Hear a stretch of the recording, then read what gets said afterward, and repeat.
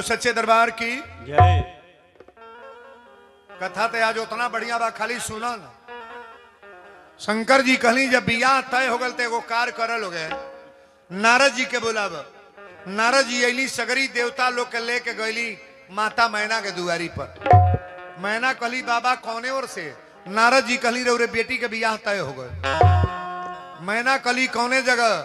नारद जी कहले कैलाश पर्वत पर मकान बा। शंकर जी कहाँ रहिले? कैलाश पर्वत के बगल में श्मशान घाट बा, और वही जो भोलेनाथ का मड़ई बा। मैना कहली घर कौने चीज के बा? नारद जी कहले 5 मंजिला कोठी बा, 5 किता घर बा। शंकर जी का कहीं घर बा?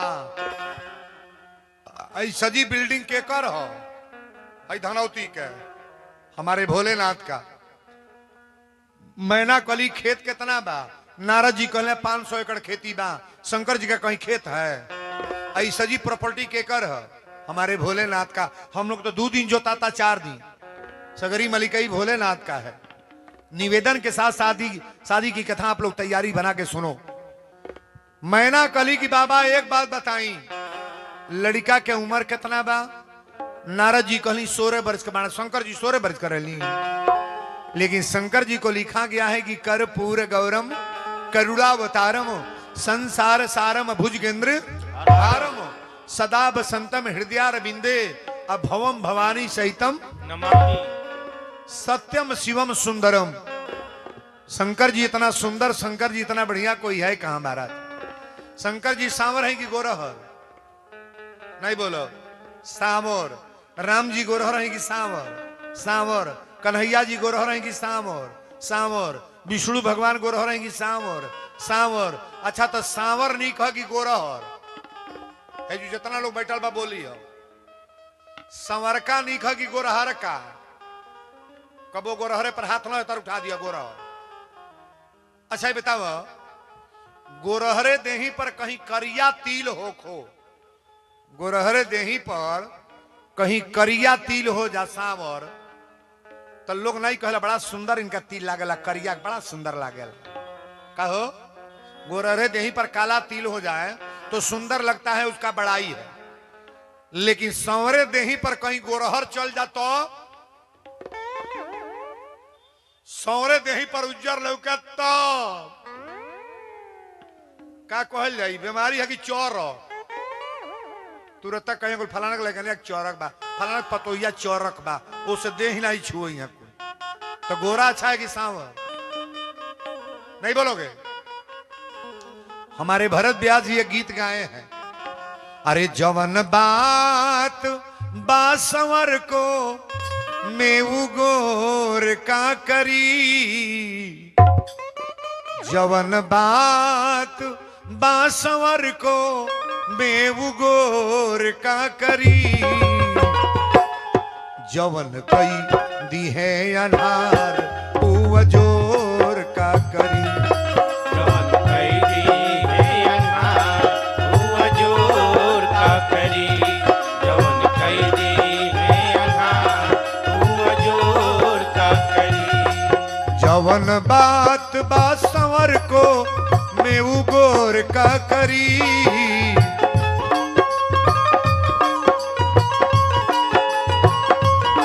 जवन बात बासवर को मेऊ गोर का करी,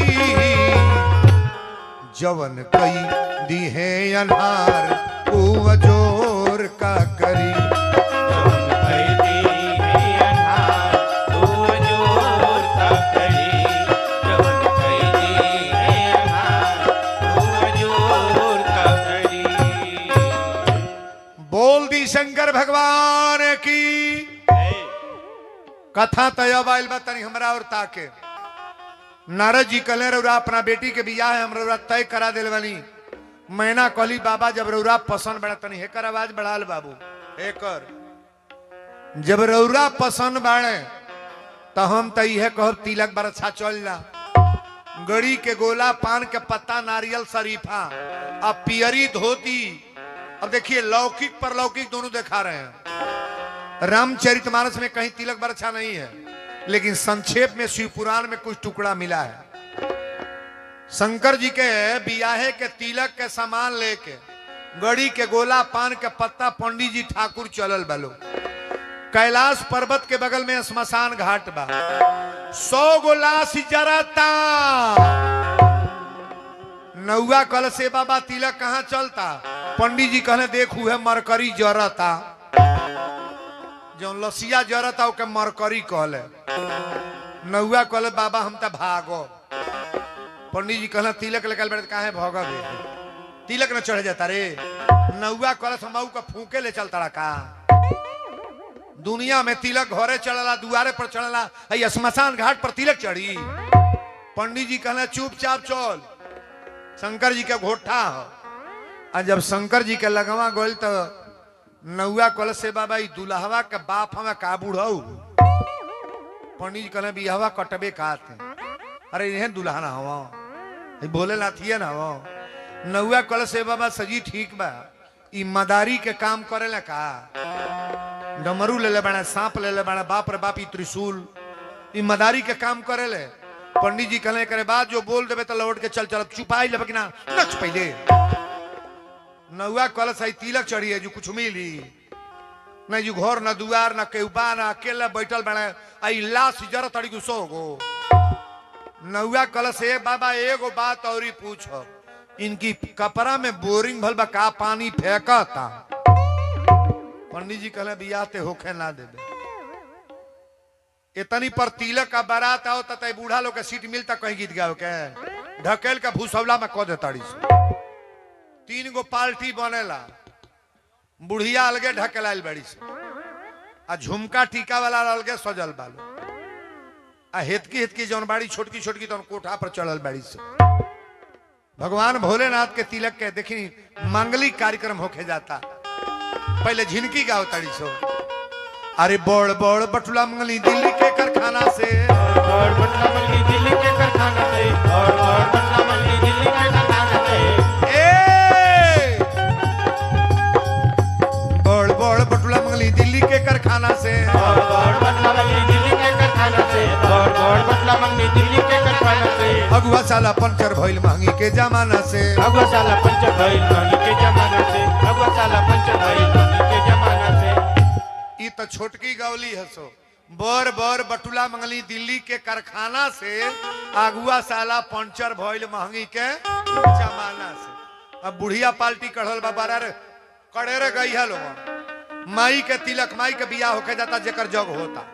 चाप के गाँव लोग गर्दा गर्दा मत जा कि आज मोरी शिवा जी के तिलक आयो।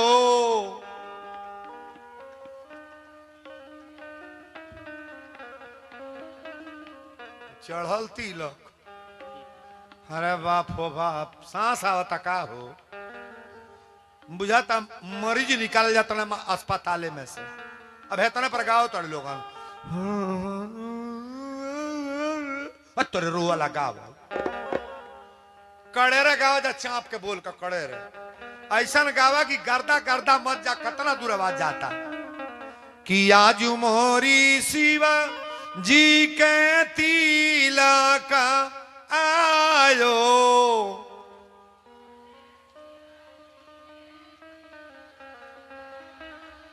एक चूड़ी और कोसा आवाज जे जे बरियारे गावता, हे भोलेनाथ, हे भगवती माई, हे अकटहा भगवती।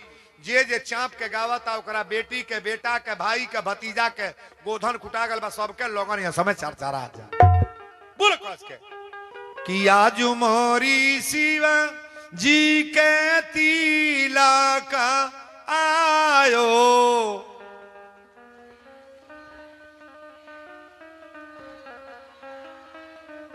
जितना पर गवाता ना इतना पर हमारे यहाँ संझा पाराती गवाला।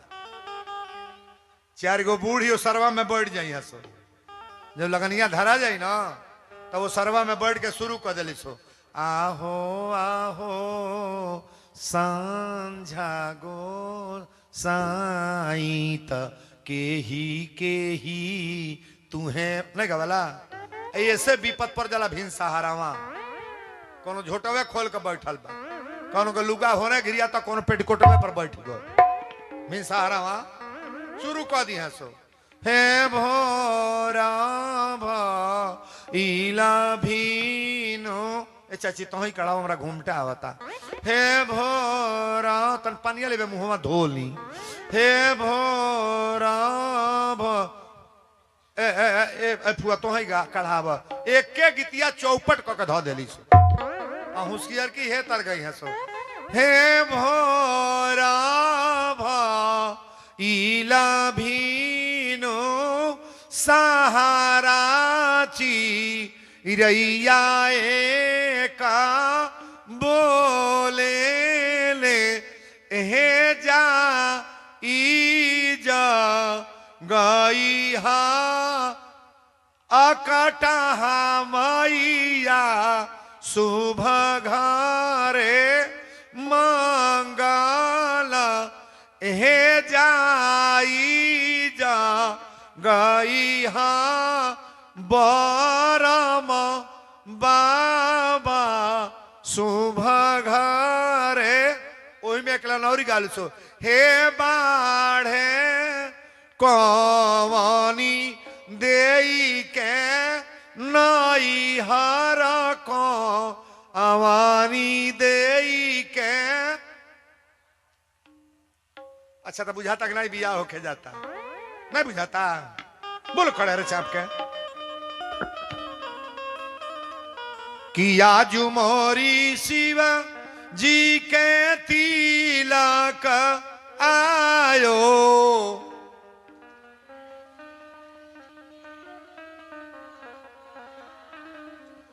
अंगना में बाजेला बधाई रे माई कुछ बरनी ना जाई आंगा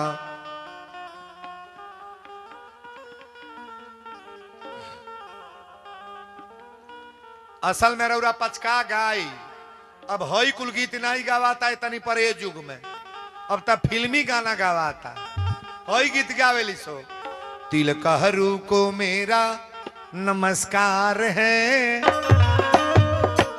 मॉडल बदल गल ना तिलकहरू को मेरा नमस्कार है आंगन में तेरा इंतजार है तिलकहरू को मेरा नमस्कार है आंगन में तेरा इंतजार है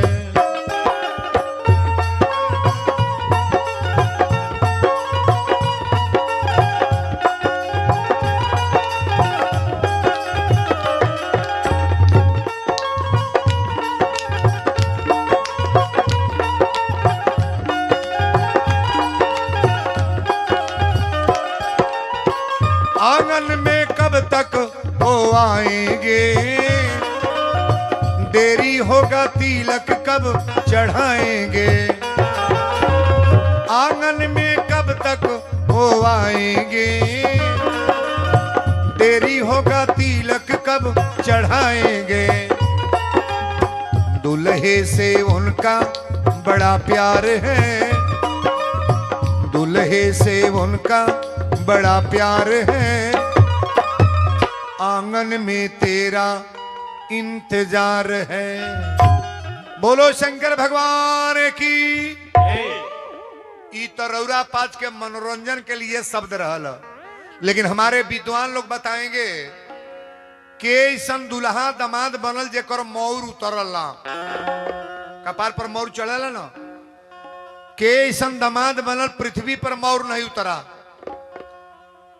राम जी के मौर उतर गल कि ना उतर गई कन्हैया जी के मौर उतर गल कि ना उतर गई ए विष्णु भगवान के मौर उतर गल कि ना उतर गई लेकिन आप बताइएगा शंकर जी का मौर कब उतरल बा फूले पति का मौर ना उसका वर्णन करने जा रहे हैं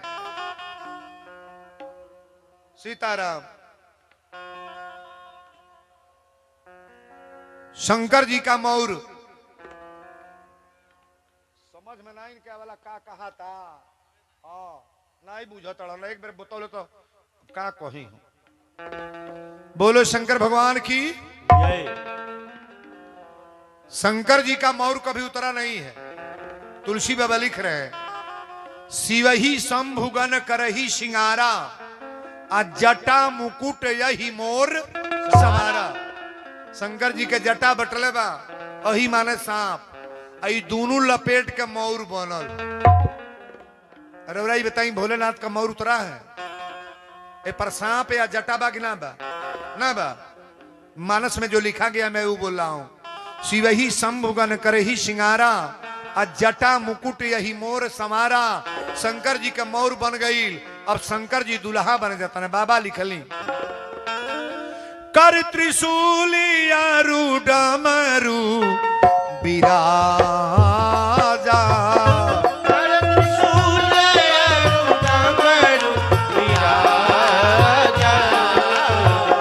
कर त्रिशूल अरु डमरू बिराजा। चलही बसह चढ़ी बाजही बाजा।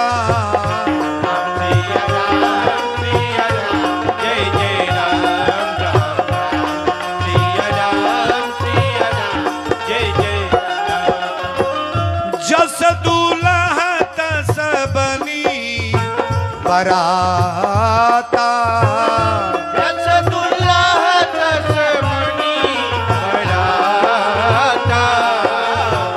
जस दुल्ह तस बनी बराता। कौतुक विविध होई मग जाता।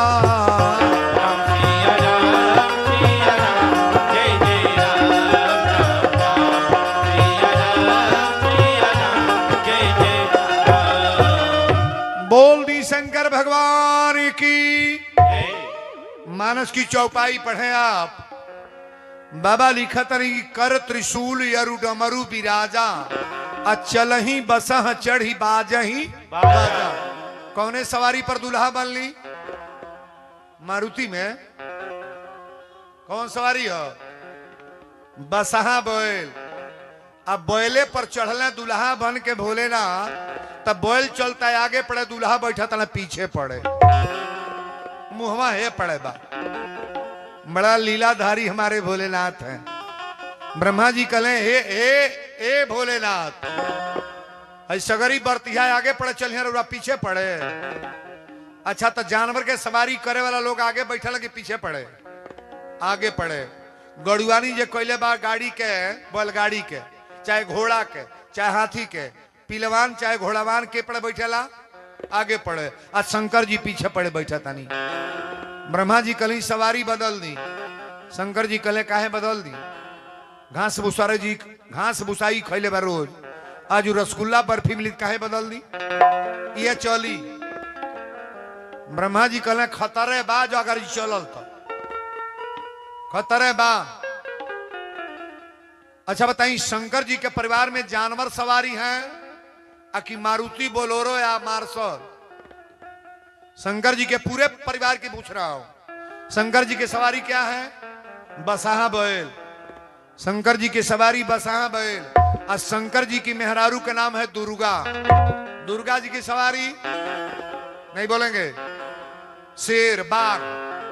बाघ या बैल एक लग रहे तो मर्डर होई कि ना? नहीं होई नहीं होई जी। एक जना मुई है कि ना? शंकर जी के सवारी बसहा बैल और दुर्गा जी के सवारी बाघ। 2 मिनट लागी टूटा टूटी हो जाई। लेकिन धनी है भोलेनाथ। शंकर जी की एक और सवारी है। शंकर जी के पुत्र का नाम गणेश। गणेश जी की सवारी क्या है? गणेश जी के सवारी मूस चूहा और शंकर जी के गोटाई में सांप। सांप या मुंह से लग रहे तो एक्सीडेंट हो कि ना होई? ना होई ना हुई हो। 1 मिनट में खाता रहा।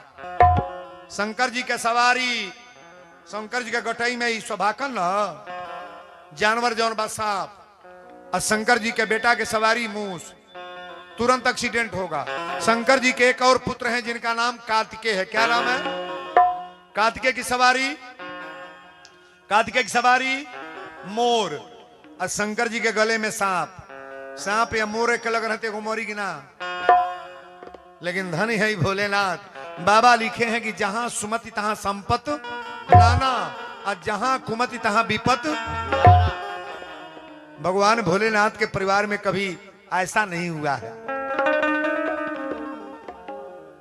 शंकर जी का बारात चला था। अच्छा बताइए, ब्रह्मा जी कहले पहले सवारी बदल दी। 5 गो बेटा बड़ा, बड़का बेटा के बियाह तय बा और ओकरे पर से जौन बात तो दोनों आंखी के आन्हर बा, तो भाई के बियाह में अनहरा जाई कि ना? न जाई। गांव के लोग कहीं खा करके अनहरा जाता। अनहरा पहले वे टोट मारुति पकड़ ली। कोई भाई का बियाह होई हम ना जाए और बाप माई पहले वे तैयार करिए कि हमार बाबू अनहरो जाई। भाई के बियाह न होके जाता। अच्छा दोनों गोड़ के विकलांग होके अब महिला भाई का बियाह होके छोटका विकलांग बा, तो लंगड़ा जाई कि ना? भले है इतर हचत जाई है इतर नहीं जाई हो, नहीं जाई। माई बाप के उहे खुश बा, उहे जाई। दोनों हाथ है तरह पोलियो मार रहे बा आ गोड़े से चलता। आ भाई के बियाह पड़ल बा, गांव भर को हे के न ले जाला लोग देख के का कोई।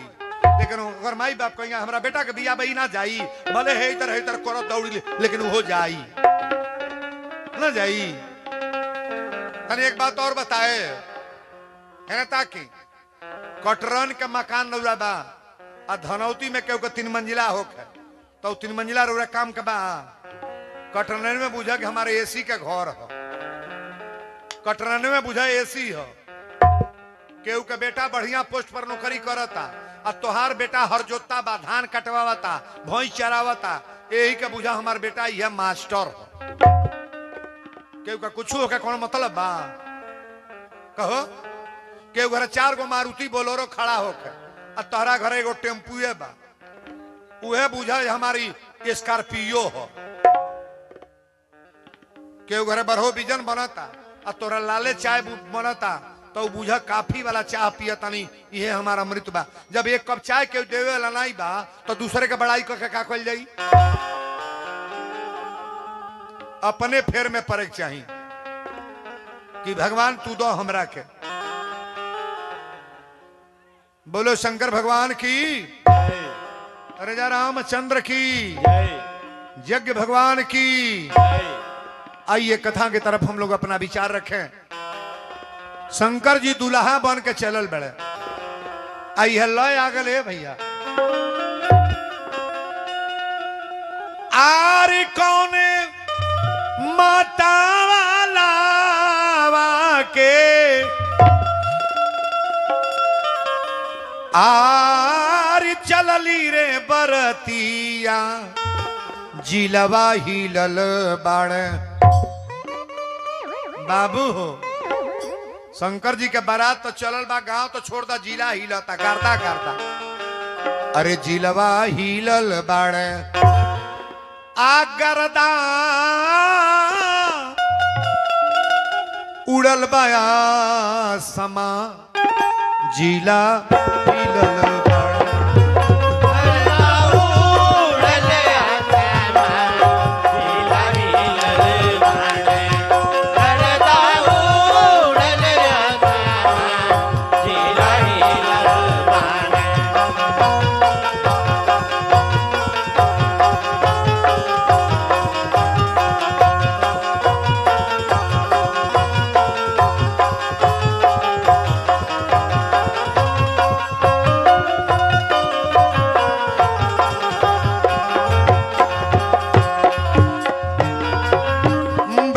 चलले, विष्णु चलले,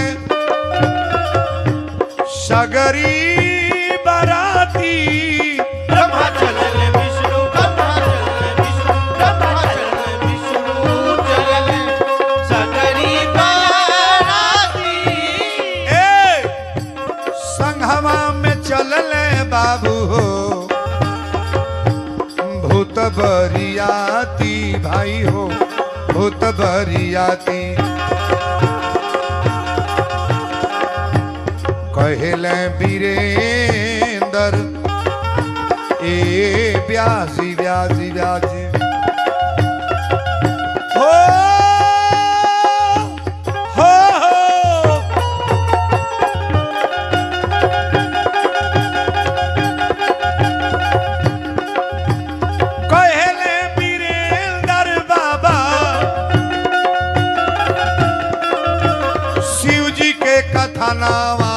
जिलवा हिलल बाड़े अगरदा उड़ल बाया समान जिला हिलल बाड़े करता उड़ल आसमान जिला हिलल बाड़े करता उड़ल आसमान जिला हिलल बाड़े। बोल दी शंकर भगवान की। कथा तया बाल बतन हमारी बेटियां बहन बाबू लोग गौर से सुनेंगे। शंकर जी के बारात अब गांव के गोड़ा ससुरारी पहुंचल बा। अच्छा तब बारात आवेला तो पहले बारात के देखे जाला सियान जाने के लइका धनौती गांव के सजी लइका 1000 दौड़ल सो आ जितना तेज दौड़ल गईला ओकरा पछुना उन से भागल बड़े आ जौन जाता तौन हड़ा खड़ा केवाड़ी बंद करता अपने घर के ताला एगो बंद करता कोनो जंगला बंद करता कोनो रजाई ओढ़ के मुंह पर कोनो माई से कहता माई रे कमरा ओढ़ा दे लौके मत कुछ। एगो लड़का के माई कहली कौन बीमारी तोड़ा हो गल फटकवा बंद कर तड़े। शंकर जी के बाराती आओ तो सब लोग आरती उतारी हमने के गीत मांगर गावल जाई अब फाटक काहे बंद कर तड़े। लइकवा कहल फाटक के फेर में बाड़ू जे जियत रही है उनका बाराती देखी हो दादा महतरिया कलश का देखले हो तो सबके घरे दुल्हा वाला हाथी पर घोड़ा पर पालकी में मारुति पर बाप हो बापू दुल्हा आवता बैले पर बैठल बा अब बॉल चलता है आगे पड़े दुल्हा बैठल बा पीछे पड़े इधर हिलाता। सबके घरे दुल्हा सूट बूट पहन के आवेले आसन बना के और उघारे बा एगो बघम्बर लपेटले बा यही तरह सांप या गोजर यही तरह लटका तड़े से। महतरिया कॉलेज भी हता सही बात बा का। एगो लड़का पूछलस अपना माई से कहलस माई रे भूतावा पेड़ एगो कहत रहल 100 गो भूत ओई तरह उघारे दौड़ा तड़े से भाल बिछी लंगड़ा लूज कोनो जानवर बाकी नहीं बा गर्दा गर्दा मचा के चलल बड़ा सो। एगो लड़का अपना माई से कहे लागल आरे दुल्हा के रूप देखी अरे छोले बाबी पतिया आ माई रे हम ना जाई माई रे हम ना जाई गांव भर के अइली मऊअतिया माई रे हम ना जाई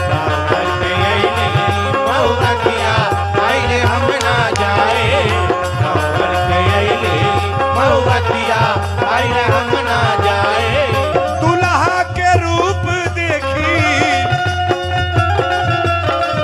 दुल्हा के रूप देखी छोले बाबी पतिया माई रे हम ना जाई। महतरिया 2 मिनट छुपा गल लइकवा कल सुन ले कोई मुखहीन विपुल को काहू कोनो को 10 को मुड़ी बा माई ताखे ले कोनो को 10 मुड़ी बा आ कोनो के हेपर से गटइए लइके। शंकर जी का बाराती का लीला का वीरेंद्र बाबा कहे तुलसी बाबा जो लिखे हैं प्रेम से सुनो आप। अच्छा तो लइका लोग तो लुका के केवाड़ी बंद करा दिहल। अब जो नौजवान बाड़े राजा हिमांचल के नगर के जिनके जंगरा बा नौका लोग यही तरह छरकत चलता लोग यही तरह बुढ़वा तनी आगे बढ़े सो नौका आगे चल बुढ़वा पीछे बढ़े आ जेकरा देहिया में खूनवा नाचता वो आगे जाता। शंकर जी के बियाहवा में सबसे अगवा जौन रहल ओकर हेपर से मुड़िए नहीं रहल गटाई पर से मुंह आँखी नहीं रहल आई छरकत गोइल लो अगमे उहे आवता पूछता बारात ठहरने का स्थान कहाँ है। लेकिन कहले कौन बोलल रे बाप रे बाप में कौन बोलल हो। अच्छा है मैं बिना मूड़ी के मेहरारू कोनो है पर से बैठल हो आ लुगा ऊपर से ओढ़ले हो आ एक बैग लुगा हटा के कहे सखी कब अइली हो ते जो केहू रही की भागी रही हो बिना मूड़ी के। कलश की बारात ठहरने का स्थान कहाँ है। अब जे नौजवान बाते तो छरक छरक भागता अब बुढ़वा गिर के ढोई के बेहोश हो गई। शंकर जी के बियाहवा सस्ता नहीं बा सारा लोग भाग के जे लुकाता फिर लौकत नहीं के। आ दरवाजा पर भोलेनाथ जब गईली, सबसे आगे ब्रह्मा जी रही। नारद जी कहलिए कार करी, माता मैना के बोले कहले माता मैना हमरा लगाई, हमरा के चिन्हा दी के का हो। शंकर जी के बियाहे में सबसे आगे ब्रह्मा जी। ब्रह्मा जी के कोगो मूड़ी 4 गो। मैना कली बाबा नारद जी बियाह तरुआ लगोले बनी बढ़िया बा, हई हैया दुल्हा हो अगवा होता है। नारद जी कहले ऐसन तैसन दुल्हा बने, 4 मुड़ी वाला दुल्हा हो। कहली के हो? नारद जी कहले शंकर जी के खेती के कार्य करावे ले। मैना कहली जब नौकर चाकर इतना बढ़िया बाड़े तो दामाद तो हमार चैंपियन होइबे करी। दूसरे नंबर पर विष्णु भगवान, 4 गो हाथ। मैना कहली दामाद हो। नारद जी कहले इहो नहीं हो, ई दुआरे पर कहे दुआर उआर बाहर ना घर के कार उर करे ले। मैना कहली एकर मतलब हमार दामाद चैंपियन बाड़े। आ जब शंकर जी के नंबर आई तो नारद जी कहले चल तनी बरतिहन में मिले हम। अब रउरा देखी नारद बूझ गए कि नंबर हमारा आ गल बा। बराती में पहले के भागेला? लपर जबर बतिया साफ सुथरा बात करो। अब वो जुग नहीं बा कि लगा बजा के केहू को ठगवा देबो। आ केहू बुर्बक नहीं बा। सा लड़के के शादी करो अपने बल पर, सारा देख सुन करके जानबूझ करके करो, किसी का सपोर्टर ना लो, अपने तय करो, बात करो। बिना पैसा का करना है तभी, और लेन देन करना है तभी समझी से डायरेक्ट बात करो। आप अब तक मोबाइल के दुनिया बा, इधर खोल दो, जौन बात होता तो बतियावल करो, कहल करो। छिपने वाली बात नहीं है। धोखाधड़ी वाला काम पहले होता था, लेकिन अब नहीं हो पा रहा है बाबू। अब तक 10 बेर देखौटी होता है एक लड़की के। कब ओकर भाई देखे जाता है, लड़का का भाई कबो देखे जाता, कबो सास देखे जाता, कबो घर भर जाता सो, और देखे उहे जाता सो जौन में हतना पए बा। वो लड़का का फुआ जाता, मौसी जाता, भौजाई जाता, माई जाता, जौने के अपने लुगा पहरे शहर नहीं बा तो देखौटी में जाती है। आ जाते कोई दुल्हनिया बुझाता तनी ढेर दिन नहीं बुझाती है, नकवा तनी डबल बा, ढेर सवराई बा। अरे थोबड़िया अपनो मुहवा देखते कैसन बाड़े नहीं बुझाता। केहू के बेटी के फीस निकाल के छोड़बू तो जौन पतो ही आई तो हर दशा खराबे चली, या तो देख ही ना जा। अरे देख के कबो लड़की छोड़ना मत, आत्मा में बहुत दर्द होता होगा उसको। तो अरे बेटी के देख के छोड़े तो तुरंत निकलागी, अच्छा लगेगा? लड़की की देखौटी कायदे से करो आप, ठाट बाट बना के। पहले ग्राउंड उसका जान लो कि कैसा परिवार है, एक भाई कैसन बा, एक चाल चलन। सौरे गुरहरे पर बियाह ना कटी हो, भले सांवरी होक है, चरित्रवान होक है, कर्मठी होक है, कैले में फरहरी होक है, बातचीत कैले में सुंदर होक है। सुंदर चामे के सुंदर न जो सुंदर तो चामे के जे आवता कुल कुल भोगता बा। गुरहर पतो बड़ गांव में पता करिया को पापड़ बेलाता, मेजे पर कुर्सी पर बैठल बा। बुढ़िया कहते चाय बना के ले आइए। हमारा यहाँ के लीला एगो देख लो, एगो पतो ही आई, बुढ़िया घर बहारे लइका मतरिया बेटा रहल सो। 1 महीना अइले हो गल, बुढ़िया दुआरा बहारे वो सारा बा घरवा। लइकवा कल से माई ते ही बहरबे, तो महतरिया कल तार दुल्ही नहीं बहारल त के बहारी। लइकवा कल रोज आज लीला रचल जा, कूचा पकड़ी हेते हमऊ छोड़ आ तेहू छोरी है का जाने ओकर मन फुला जा, कोई दे बेहन से हम बहारब। जब झगड़ा होखे लगल तो पतोहिया निकलल घर में से मोबाइल लेके, लगौले रहे नैहर बतियावत रहे। कलश क्यों आप लोग लड़ रहे हैं? तो बुढ़िया कलश से दुल्हीन ई कहता हम बहारब, हम कहतनी हम बहारब। बताव नहीं है तो झगड़ा होता, हम कहतनी हम बहारब, ई कहता हम बहारब। दुल्हनिया कलश झगड़ा मत करिए, मैं फैसला कर देती हूँ, 5 दिन अब घर बहारिएगा, अब 5 दिन ये बहारेंगे। जजमेंटर बन गए। ई नहीं कहती छोड़ा लगो ना हम बाहर बखरा लगा दिया। 5 दिन तार बेटा बहरी है, अब 5 दिन बूढ़ा बहरी है, लेकिन एको दिन नहीं बहारी।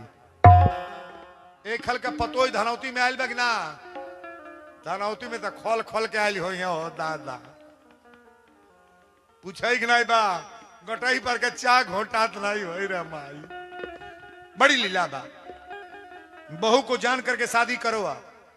सांवर पन्ना सांवली हो लेकिन कर्मठी हो, चरित्रवान हो, आदर्श हो, उस लड़की की शादी अपने परिवार में कतई करो आप। गोरे से क्या मतलब है जी? ये चमड़ा काम नहीं देगा, नहीं कर्म काम देगा। कर्म बढ़िया करो आप। बहुत पतो ही रहा यहाँ आए सांवरी बा लेकिन उनका नाम गर्दा गर्दा मचौले हो कि हाँ तो वीरेंद्र बाबा सांवरी है लेकिन बाप रे बाप उतना करे वाली पतो केहू के नाम बारी। आ कोई को गोरहरे आयल बा बुढ़िया रोज बैठ के काट छापती है तेरे गोरहर। बोलो सच्चे दरबार की। कथा हमारे डाउन लाइन होता और समझ जाए। पहले प्रवचनमा कैले के पहले संस्कार, संस्कार और संस्कार विहीन लोगों के लिए मेरी कथा नहीं है। संस्कार में कांटा करो। जौवन पतो ही अपने सासू का गोड़ नहीं लागत हो ना तो जरूर है दुर्गा जी का कपूर बारे आवती हो पता कोली। जौन लड़का अपनी माई के गोड़ नहीं लगी तो दुर्गा जी का कमेटी के अध्यक्ष बनी।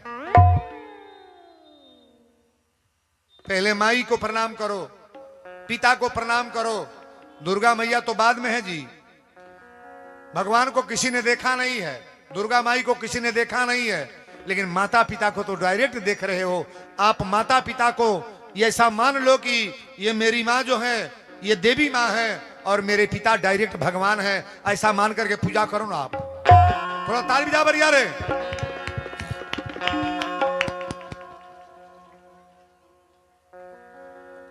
मैना चलली आरती लेके उतारे आ नारद जी कगरी। आ जब मैना गली तो शंकर जी मुहवा पीछे कैले बड़े हो पड़े। टप दे पहले लोटा के पानी गिर गई। शंकर जी के गण लोग कहले और सासु पानी फेंक दली लोटा। शंकर जी कहले पानी ना फेंकली है, हमार सासु ही कहतड़ी कि हमार दमादे के जब कपड़े से जटे से गंगा जी गिरत तड़ी तो लोटा का पानी लेके का दौड़ी। को लोग फरियाइए जाता तो टप दे दियो बुता गए। शंकर जी के गण लोग कहले दिया बुता गई। शंकर जी कहले दिया नहीं बुताइल है, हमार सासु ही सोचा तड़ी ए हमारे दमादे के लीलरे पर चंद्रमा चमक रहा है तो हम ये दिया बार कर भुकुर भुकुर दीपक का जलाएं। भोलेनाथ जितना बड़ा कौन है महाराज। पार्वती के सखी लोग चलल बा देखे, लेकिन ईमानदारी से हाथ उठाइएगा। आज कथा केकरा केकरा बढ़िया लगा तो तनी हाथ उठाए, ताली बजाइएगा बढ़िया रे। सबे ना उठावल, एक बार और उठाइए, बजाओ ताली गड़गड़ा के। सजिया ले वीरेंद्र बारे प्रावेल है। अरे गाई के गोबर महादेव आया नाली पाए सुनिए शिवा शिवा के दोहाय। बोलो सूता पर गल का सुनिए शिवा शिवा के दोहाय।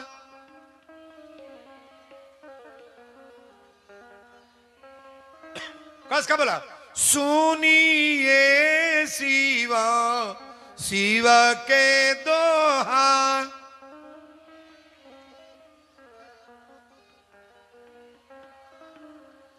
शंकर जी जब दरवाजा पर ले तो माता मैना बेहोश होकर गिर गई।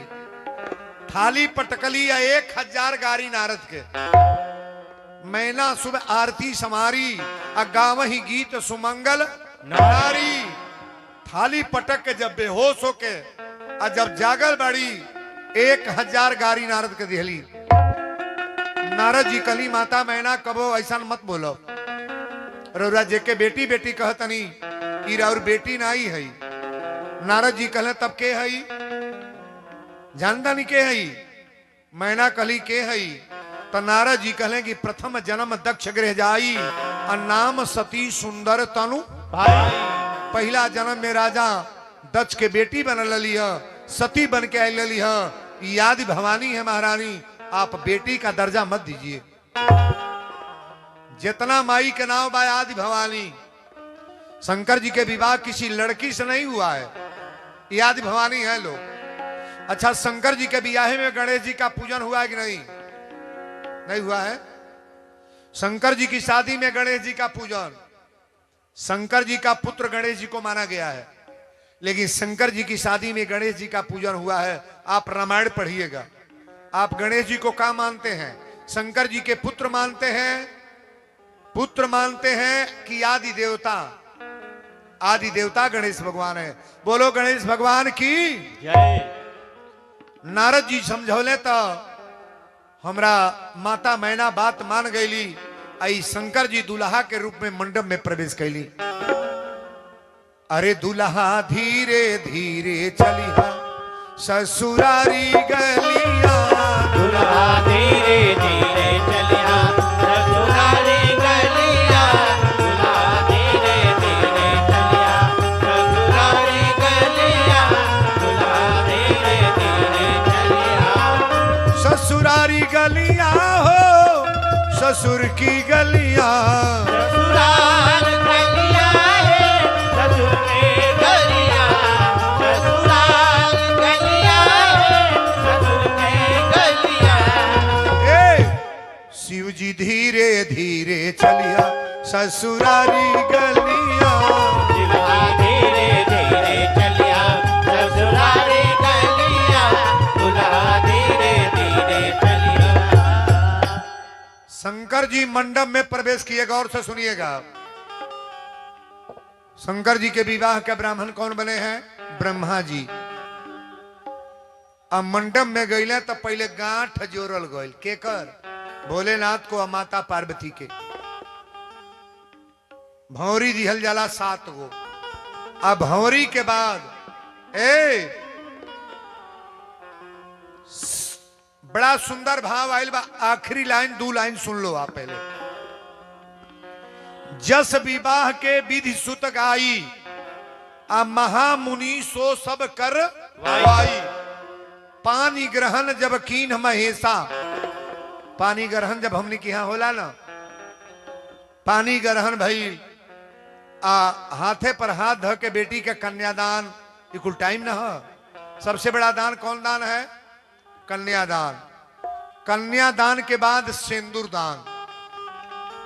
हम कहबे आनंद आनंद, आज तोरा खाली सुबह हो बोलो, सब लोग सुबह हो करेंगे कि आनंद आनंद आज सुबह हो, सुबह हो। ये बात बोले बा, आनंद आनंद आज। कस के बोलिए, आनंद आनंद आज। गैया के गोबरा मंगायो, सुबह हो अज मोती चौका पुरायो। सुबह हो सखी सब मंगल गायो, सुबह हो जगमग दियना जरायो। सुबह हो मंगिया में सिंदूरा भरायो, सुबह हो मंगिया में सिंदूरा भरायो। सुबह हो आनंद आनंद सुबह हो आनंद आनंद आज, सुबह हो आनंद आनंद आज। सुबह हो। भगवान भोलेनाथ का विवाह इस तरह से हुआ। अब आप सभी लोग खड़े हो जाएं, भगवान की आरती होने जा रही है।